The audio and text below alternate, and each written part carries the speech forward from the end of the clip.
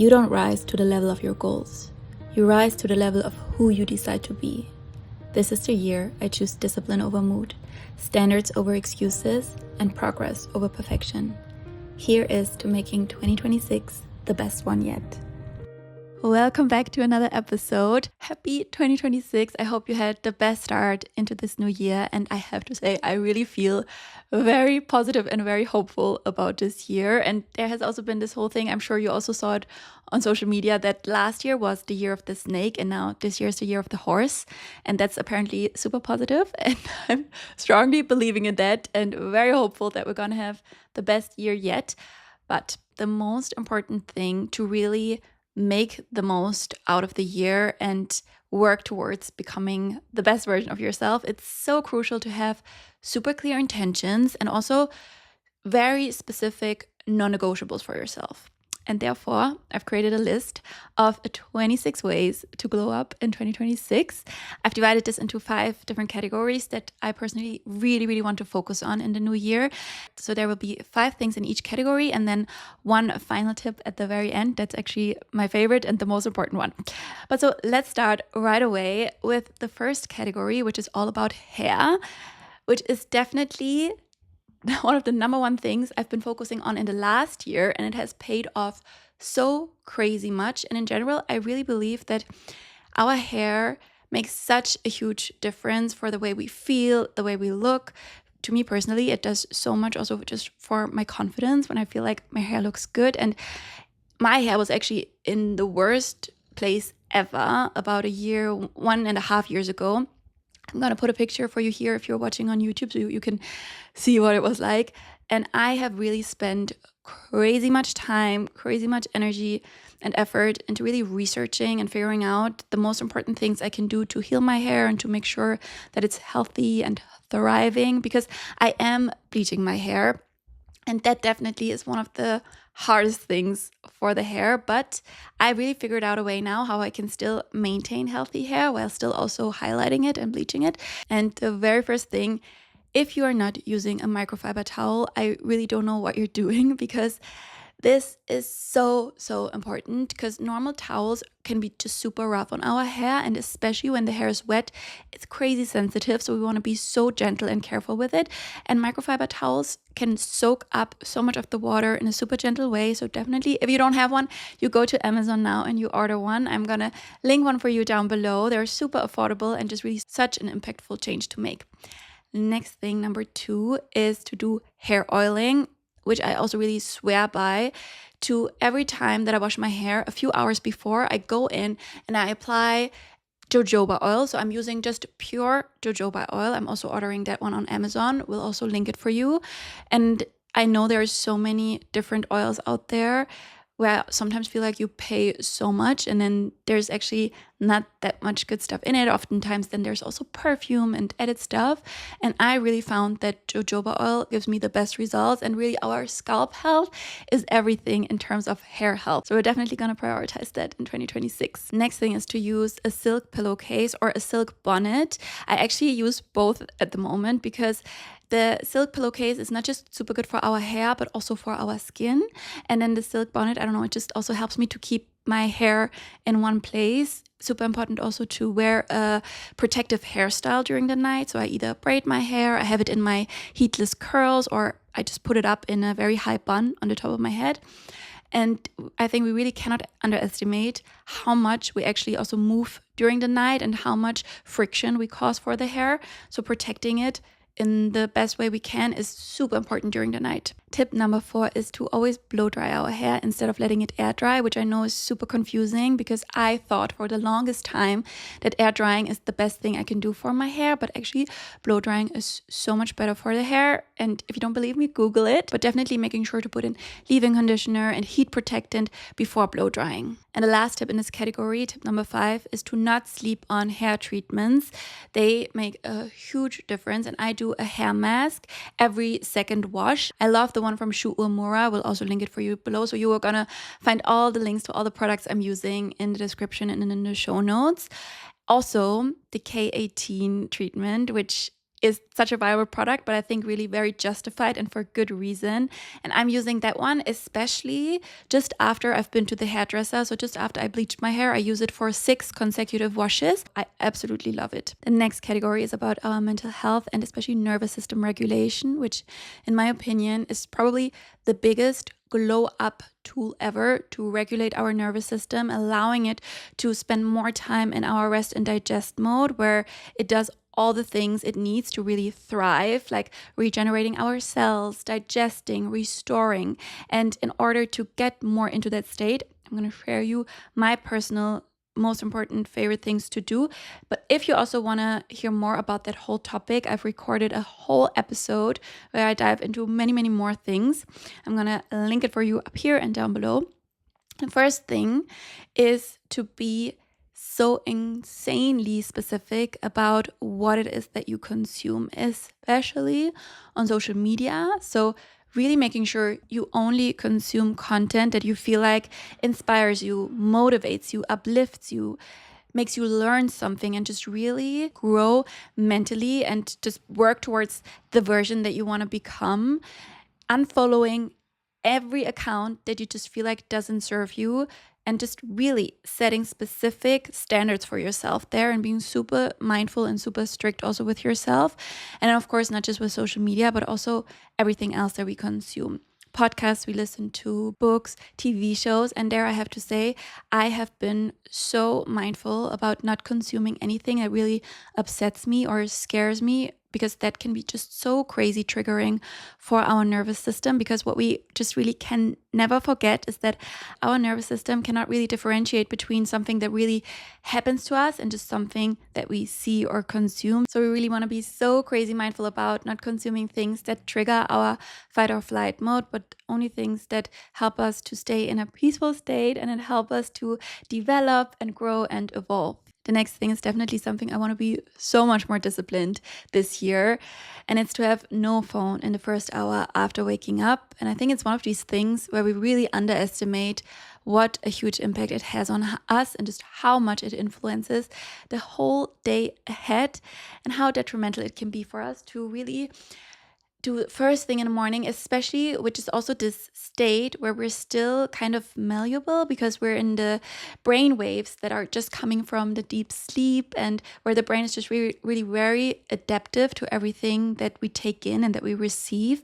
And if we immediately expose ourselves to everything that's happening in the world, everything that's going on in other people's lives, especially through social media, also through the news, we just do not allow ourselves to tune in with ourselves, to be intentional about our day, to be clear, but we immediately just get bombarded with everything else. And also, in addition to that, it disrupts our dopamine so crazy much, because we get immediately these dopamine hits, right? And that then sets ourselves up for a day where we just do not have any willpower or any discipline, because we're just used to the cheap dopamine and we're just used to having the easy, quick gratification instead of putting in the work and postpone the gratification, right? And to stay disciplined and not give in to short-term pleasures. And in that regard, it's, by the way, also super crucial to not scroll before we fall asleep, because our dopamine storage resets during the night. But if we have that cheap dopamine right before we fall asleep, though the storage doesn't really reset, and we wake up and we immediately crave it again. So actually adding to the 1 hour in the morning, also minimum the last hour of the day, no more phone, no more screens, no more social media. This actually leads us directly to point number 8, which kind of takes the whole thing a little bit further by choosing consciously time during our day and during our week where we fully disconnect, where we fully put everything aside, especially this tiny tricky phone that we're also addicted to, or definitely me, putting it away and spending time where we allow our mind to wander, where we are maybe in solitude, where we maybe feel bored, where we do anything but being reachable and being just consuming constantly, because the amount of stuff we consume during our day is really, really insane. And we need to really allow our brain more time to fully recharge and disconnect. And one of my favorite things is to go for walks without my phone, and they're really allowing my brain to just wander, to take in my surrounding, to also really notice my thoughts. And it's so crazy to me also to realize how many good ideas I suddenly have when I go for walks, and how many also oftentimes breakthroughs I have of things I have been thinking about for a super long time and couldn't really figure out what to do about it. And suddenly I have these inputs and just these, little breakthroughs where I'm like, okay, I know now what I'm going to do. Or, wow, this was a great idea. And just, allowing our mind to wander and not be constantly also reachable. Also, I think this fact of constantly being available to everyone, especially for our nervous system, is so triggering and just does not allow us to enter our rest and digest mode. So scheduling specific times where we fully disconnect. Point number 9 is something I've been talking about many times already on the podcast, but I think it's important to mention it many more times because it's just really the thing that makes the most difference on our nervous system immediately. It's like the number one tool that is free. We can do it anytime, and that just immediately helps us to enter our parasympathetic nervous system, and it's our breath. And doing breath work during our day, whenever we have just even 1 minute, focusing on our breath, taking deep breaths, is one of the most powerful game changers, and something I want to do so much more consistently also in the new year. And I really love to stack it onto other things. So for example, every time I open my laptop, I commit myself to take 5 deep diaphragmatic breaths before. So really stacking it to specific things so that it becomes this automatic habit. Or also every time I'm standing in a queue, I do the 4-7-8 technique where I breathe in for 4, I hold my breath for 7, and then exhale for 8. So finding these little micro moments, and even if it's just 30 seconds, I swear to you, everything counts.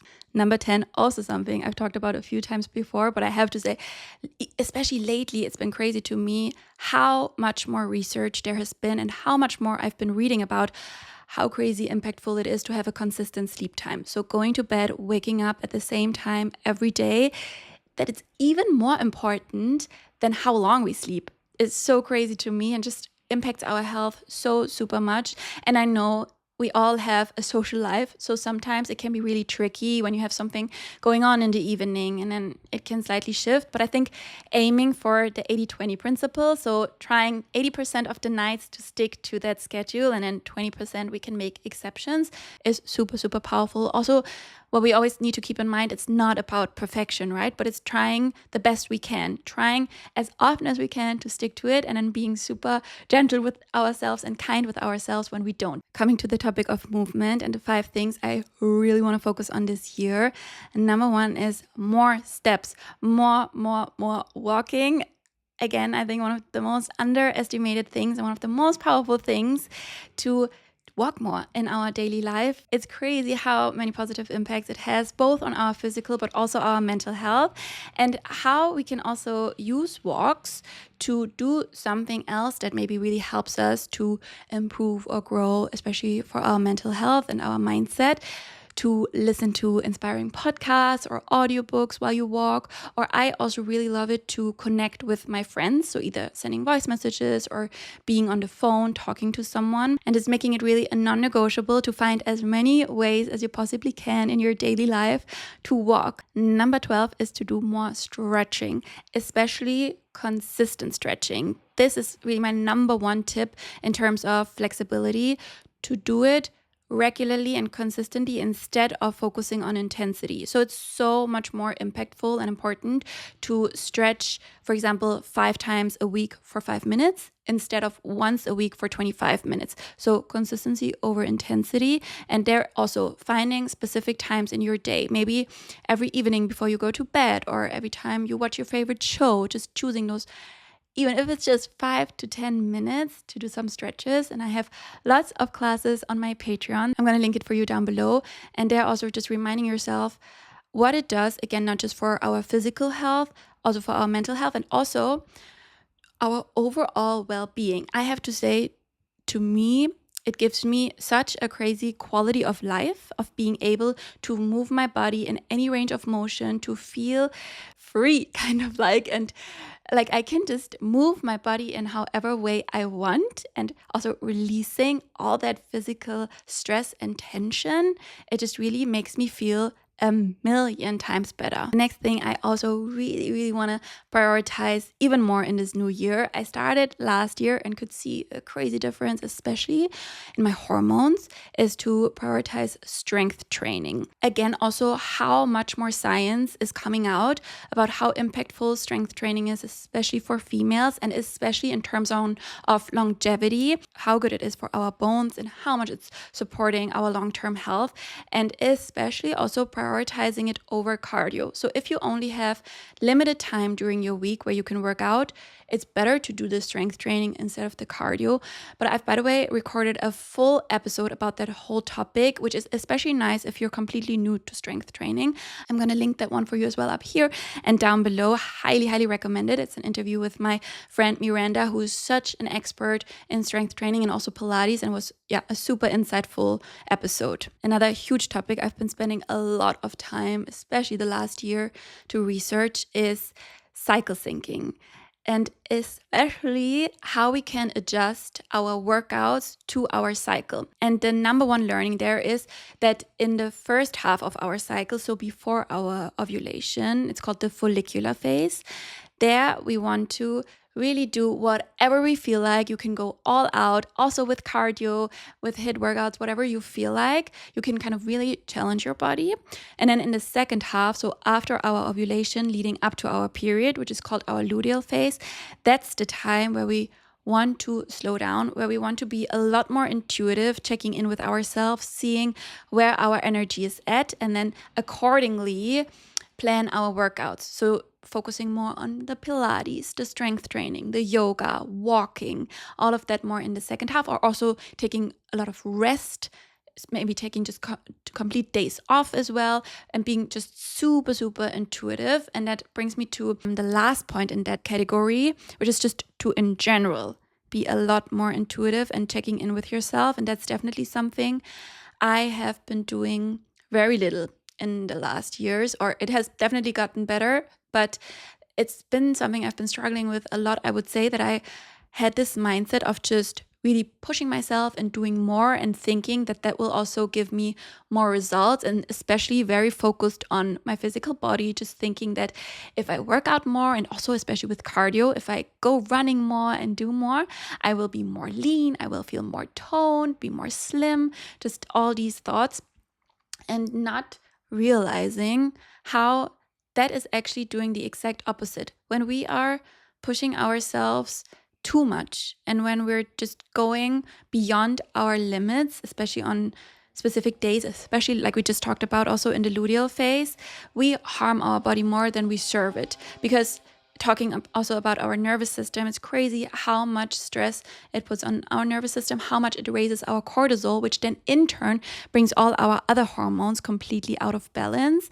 And therefore, I have been really focusing super much on trying to always check in every single day, every time before I do a workout, to close my eyes, maybe taking a few deep breaths and really noticing, where's my energy at today? How do I feel? And then going according to that. And I think the big problem there is, of course, that it's such a fine line between also being disciplined and pushing yourself when you can do more, but then also taking a step back when you cannot. And there it just really is the only thing to kind of find that sweet spot and that balance is to check in with ourselves and create that body awareness and that mindfulness, so that we can really identify, okay, is today a day where I actually have it in me? My energy is good, I'm feeling well, and maybe I'm just, a little bit lazy right now and I don't feel like it. Then that's the moment where I'm going to be like, you know what? You have it in you. You can do it. Today we do it. Even if you don't feel like it, we know it's good for us. But then also, just as important, that then on the days where I'm like, okay, maybe I didn't sleep so well, or maybe my period is approaching, or I'm just feeling super low in energy today, to be like, okay, instead of that super tough workout class, I'm just going to go for a half an hour walk outside, ideally in nature, getting some fresh air, listening to something, or the mindfulness walk where we just allow ourselves to disconnect. So figuring out that balance, and really important to not feel guilty. I think that's definitely something that any type A person or anyone who's really focused on being all the time productive and developing and growing is definitely struggling with. Is this when we then take a break that we start to feel super guilty about it and we feel like, oh shit, I actually should be doing more. But that's just, I think, something we need to work on our self-talk and need to realize that we are just living in a time where productivity and the hustle is glorified, and it's just something you're supposed to kind of strive for, and it's what makes you a worthy person. And just detaching from that mindset and realizing it has nothing to do with our self-worth, how productive we are, and that rest is one of the most important things we can do for ourselves, and so crucial for especially our long-term health. Internalizing that and working on that, definitely what we're going to do in 2026. Okay, next area, nutrition. And we're already at point number 16, which is to prioritize our protein intake, and ideally really making sure that with every single meal we have a protein source. But just as important is also to get lots and lots of fiber. And I feel like that's oftentimes forgotten a little bit, but fiber is super crucial for our gut health, for our blood sugar balance. And the best food, or not the best food, but one of my favorite foods that has a lot of fiber and I feel like so many good benefits is chia seeds. And I have chia seeds almost every day for breakfast. And I love them so much because they're not just super high in fiber, but also in protein and also in omega-3. And that actually brings me to, I think, point number 17, that we want to really be super careful to get enough omega-3. That's one of the most amazing nutrients for our body. It's also sometimes called liquid gold for our body because, especially I think because it's so crazy anti-inflammatory, so good for our heart health. And there it's really tricky because we can, of course, get it a lot from our nutrition, especially from fish. So salmon, mackerel, sardines, these really high fatty fishes have a lot of omega-3. And ideally, we want to try and eat it minimum 3 times a week. But if you're not eating fish or if you're not eating enough fish, finding a good omega-3 supplement is really, really, really crucial and so good for our long-term health. Point number 18, talking a little bit more about our gut, is to eat more fermented foods. Our gut loves fermented foods so much. And so integrating them also ideally every single day, something like sauerkraut, kimchi, kefir are really all amazing to help create more diversity in our gut microbiome. And one of my biggest motivators to really do that and stick with that is to remind myself of how closely linked our gut is with our brain, right? And how much it impacts our mood and our overall well-being, what we eat. It's just really this direct connection. And so really reminding myself that I am gonna overall feel so much better and I'm in so much better mood if I really prioritize my gut health and take care of it. And there, point number, I think 19 now, is to chew a lot, because that's also super good for our gut. It really helps to support it.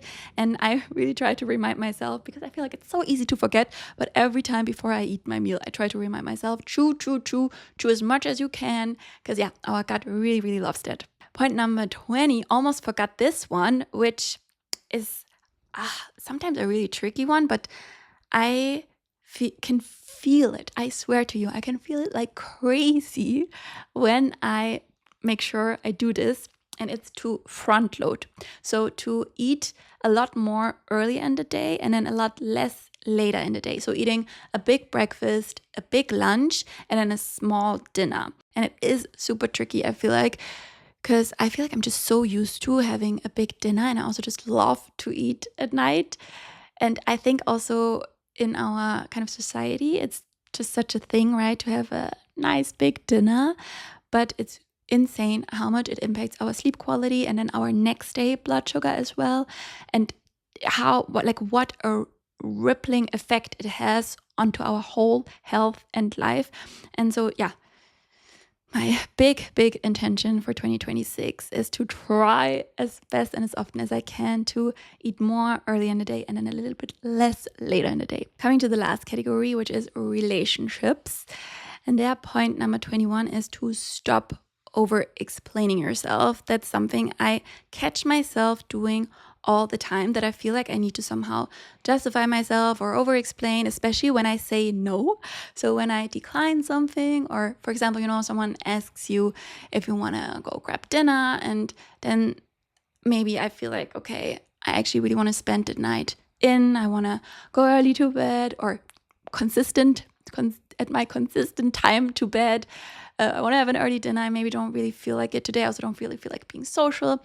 And then saying no, I would always just over explain myself like crazy and trying to really justify why I do not want to go out, instead of just being like, thanks so much for asking, but you know what? I don't feel like it today. That is a valid reason. There is no need to come up with any kinds of reasons. And I feel like I do that because I feel my own needs are not justified or are not valid. And that's definitely something I want to work on so much this year, to train myself to realize that my own needs are so important and I do not have to explain them. I do not have to justify them, and it's my total right to prioritize them. And this is very connected to point number 22, to actively say when something bothers me instead of just swallowing it. And one of the books that was absolutely eye-opening to me in that regard is called The Body Says No from Gabor Mate, where he basically talks so much about how when we do not stand up for ourselves, when we do not prioritize our needs, when we just swallow things, and when we're just like, okay, this really upsets me, but I'm not going to say anything now, it's fine, whatever. When we do that, we actually train our body, again, that our own needs are not important. We create so much resentment within ourselves, and that shows physically through illness. So that transforms into different illnesses, which I think is absolutely crazy. And to me, it was just really eye-opening to realize that I'm ruining my own health by not speaking up for myself, and also by not speaking my truth. And he made this example, I think it was the disease ALS, that there is a correlation between women who get ALS and women who are extreme people pleasers, or extremely taking their needs back and prioritizing other people's needs, and again, not speaking up for themselves, that those women are more likely to have ALS. And I think that's just really absolutely crazy, and such an important reminder that we need to say if something bothers us. Of course, there's always ways to say something, so still maybe trying to say it in a kind or nice way, but speaking up for ourselves and not letting things roll over us, or not letting other people treat us the way they want to. This leads us perfectly to point number 23, which is to have no tolerance anymore for people who drain your energy, for people who are addicted to drama, who pull you down, who just really suck the life out of you. No to those people. Those people are out of our lives just as much as possible. Of course, I know some people it can be tricky, but really as much as we can, we want to remove ourselves from that energy. We want to prioritize our own mental peace and our own well-being over anyone else who just tries to bring us down. And in turn, coming to point number 24, really prioritize the people that lift us up, that we feel are those energy sunshines, who really help us develop, who help us grow, who just really are the ones who always clap for us, who are always there for us. And my big intention is to check in more with the people that I really love and that are a huge, important part of my life, and spend more mental energy on thinking of these people and letting them know that I'm thinking of them. And especially also if there's people in your life that you know are maybe going through something or struggling with something, making sure to regularly check in. I really cannot stress enough what a huge difference that can make. And I just know for myself that if someone does that to me, that they just send me a text, even if it's just, I'm thinking of you, hope you're doing okay, how much that can change my whole day or my whole week, because it just gives you so much energy. It makes you feel so seen and supported, and doing that for someone else is, in my opinion, really one of the most beautiful things we can do. So more of that in 2026. And the last point in this category is to not just prioritize the relationship with the people that we really love, but especially the one with ourselves, and investing time into nourishing that relationship. And to me personally, one of the most powerful ways is to spend time with myself and spend time doing something I really enjoy, or also sometimes doing something that really challenges me and puts me out of my comfort zone. One example is definitely solo traveling. That's one of the things. I did that quite a few times actually in 2025, and every single time I do it, it reminds me and it shows to me how powerful it is to strengthen the connection with ourselves, because it just really helps you to get to know yourself on a lot deeper level, because it really helps yourself to get to know yourself on such a deeper level, and also recognize so much more our inner narrative and our inner self-talk, because we're not being distracted by anything else. We're kind of just spending time with ourselves and our own thoughts. And then especially also if you're, for example, in a foreign city where you're all by yourself, where it also is just maybe a little bit challenging to be, to me, it then just always also shows how much more powerful I am, that I think, and how I can do hard things and how I can handle anything. And it's just such a amazing way to strengthen self-confidence and self-worth, and just strengthen that connection with ourselves, which at the end of the day is the most important thing in life, because the person will be with the most is ourselves. We wake up with ourselves in the morning, we go to bed with ourselves at the night, and we go to bed with ourselves at night, and we'll just always be the most with ourselves. So prioritizing that relationship over anything else. And now my last bonus tip, number 26. The most powerful thing, especially in order to stick to all these things and implement them, and I mean 25 things is also definitely quite a lot, and there will come for sure these moments this year where we just do not feel like doing anything, where we just feel super low on motivation, where we do not feel like showing up for ourselves and being disciplined and consistent. And that is when I remind myself of the version I want to be in a year from now, and the version that I will be if I keep going in this very moment, and if I keep showing up for myself, that's who I will become. And also reminding myself that if I don't keep going, or if I'm not going in this moment, if I don't show up for myself, that I will not become that version, but that I will become a much worse version of myself. And usually that really helps me to trigger something in me to be like, I don't want that for myself. I want to become that best version of myself. And it helps me to keep going and to find that motivation and inspiration, especially in these moments where it just does get really tough, because yes, consistency and discipline are just really, really difficult. And just one of my favorite tools to overcome that and to find that strength within me. And I've actually been talking about that in much more detail in the last podcast episode. I will also put that for you up here and down below, because that's where I've been really diving into my intention for this year and how I really want to work on that mindset and the things that help me the most to connect to that future version of myself. And I really, really hope that's helpful for you, and I hope you enjoyed this episode. Thank you so much for being here, and I can't wait to see you in the next one. Bye bye.